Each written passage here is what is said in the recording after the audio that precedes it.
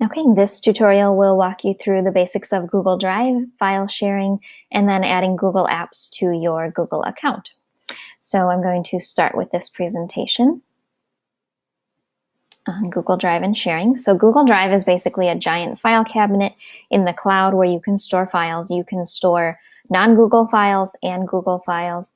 If you have a Google Apps for Education account, meaning that it was set up by your district, then you actually have unlimited now, if they've updated, gigs of space for non-Google files, and then unlimited space for all of your Google files. If you have just a regular account, you have 5 gigs of storage that are free. That's quite a bit. You probably won't fill that up unless you upload a lot of videos. And then you have unlimited space still for Google files if it's a personal account. So the advantages of Google Drive is that it's safe. It allows you to access your files from any device with internet access, and you can also make your files accessible offline. So if you don't have internet access at home, you can make your files accessible offline and then work on those at home. The different types of Google files, there's Google Docs, which is equivalent to Microsoft Word, Google Sheets, which is equivalent to Excel, Google Slides, which is very similar to PowerPoint or a presentation tool, Google Forms, which allows you to create surveys. If you're familiar with SurveyMonkey, it's very similar. Google Drawings, which is similar to a Microsoft Publisher, not quite. And then there are templates as well, and then all different types of Google Apps that you can add on and customize. So this is an overview of Google Drive. On the left-hand side, you have your drive, and you have several different folders. You can create folders. In the center, you have all of your content, all of your files, and then up here, you can read all of the buttons and what they do.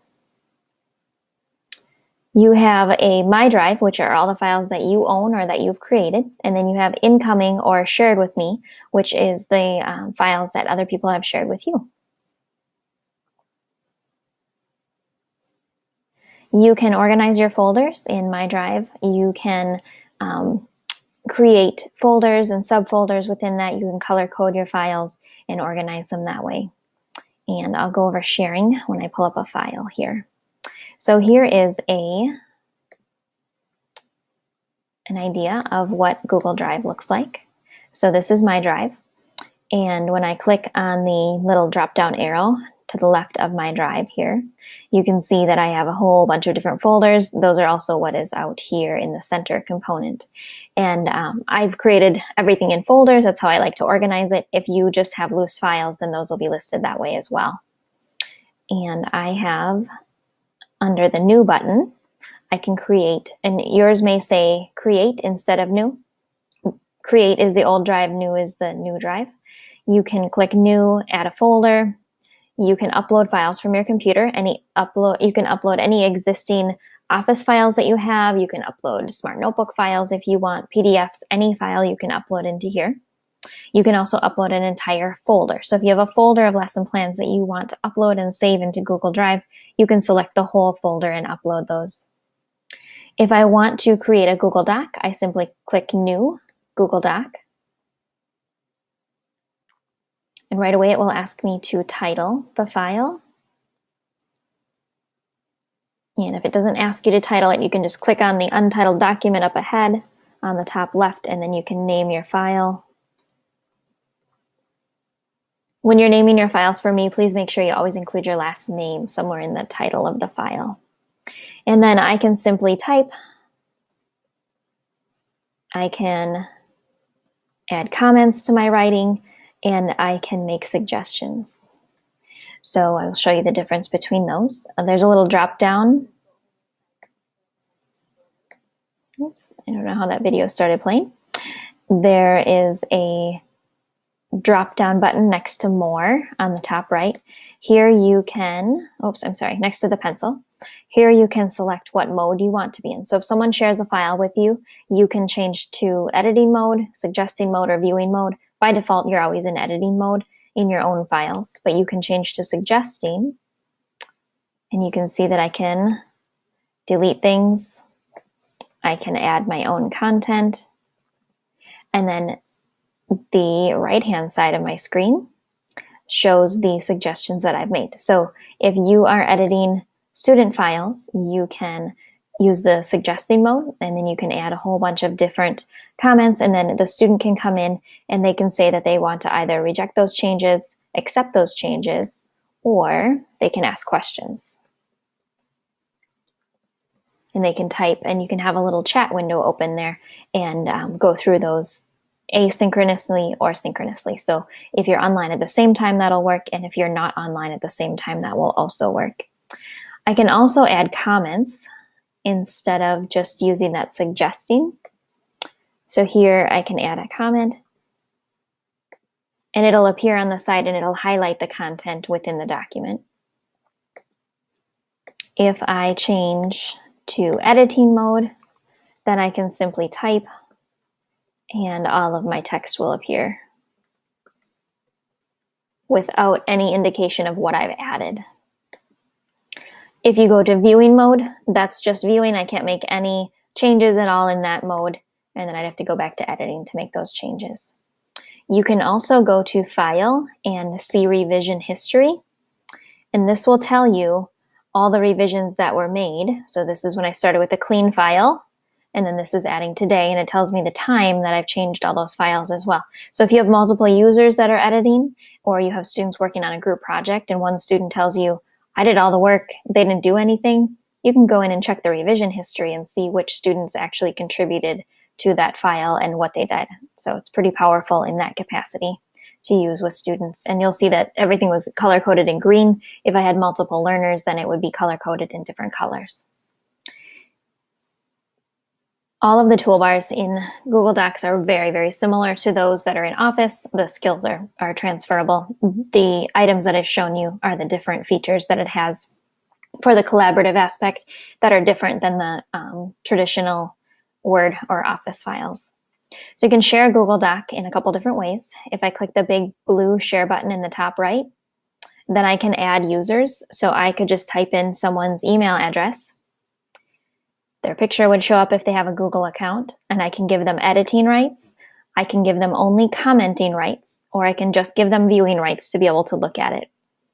If you want someone to be able to collaborate on a file, you want to give them editing rights.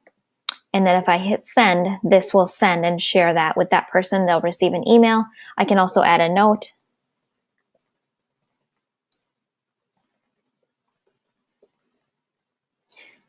And I can hit send, and then that file will be shared with that person. Another way to share a file is by clicking Get Shareable Link. When I do that, it will give me by default anyone with the link can view. I can change that if I want anyone with the link can edit. But keep in mind that if you're providing a link to your students for a file, then they'll be able to edit all of that. You can also change it to just can comment or can view. So I usually leave it as can view. This is typically a function that you'd want to use to share a file with your students, have them make a copy of it, and then edit it in their own drive. So I can copy that link now, and I could go into our learning management system. I could go into our course. I could add the link, and then all of you will be able to click on it and view that file. So those are the ways that you can share a file within Google Drive.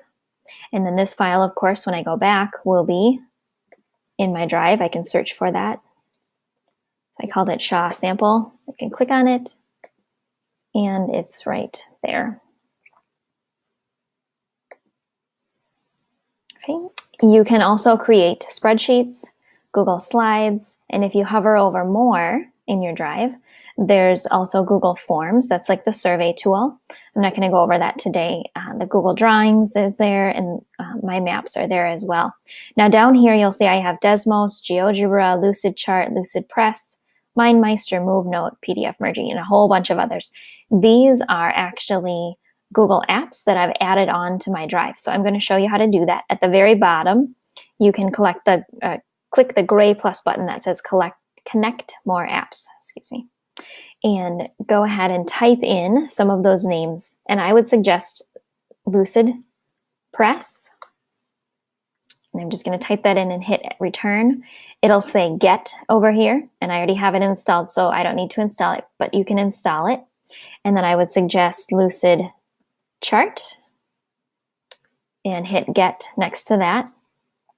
You can also install Lucidchart for education if you want. Either way is fine.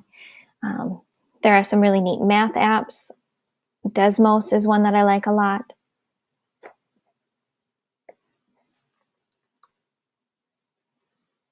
Oh, that one actually is, I'm sorry, that's an extension.